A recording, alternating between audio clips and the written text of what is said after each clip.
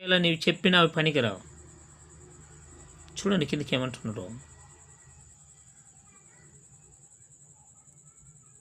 15 వచ్చిన చదవండి. టైం అయింది కాబట్టి కొద్దిగా త్వరగా ముగించుకుందామండి, ఎందుకంటే ఇలా చెప్పాలంటే వస్తుంది. ఒక్క నిమిషం సార్.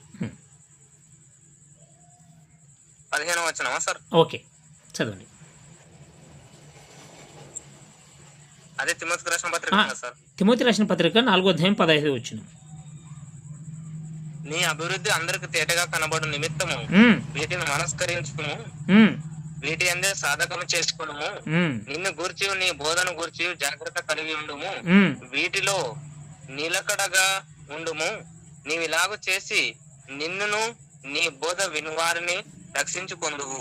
ఎప్పుడు రక్షించబడతాము? చాలా జాగ్రత్తగా ఉండాలి మనం. ఏమంటున్నారు చూడండి,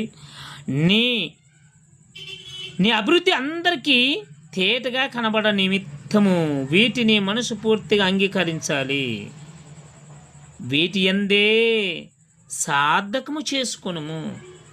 ఏదైతే పైన చెప్పి ఉన్నాడో, ఏదైతే నీలో కలిగి ఉన్నదో వాటిని మనస్ఫూర్తిగా అంగీకరించాలి, వాటిని చేసుకోవాలి.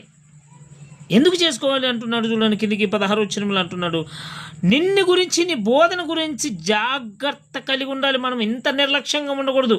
నేను మాట్లాడే మాటలు ఏమైనా తప్పు ఉందా, ఇది ఎంతమందిని ప్రభావితం చేస్తుంది, ఎంతమందిని వాక్యంలో నడిపిస్తుంది, ఎంతమందిని వాక్యం నుండి దూరం చేస్తుంది, వాక్యం చెప్పిన వాక్యం గురించి కూడా ఒకసారి ఆలోచన చేసుకోవాలి.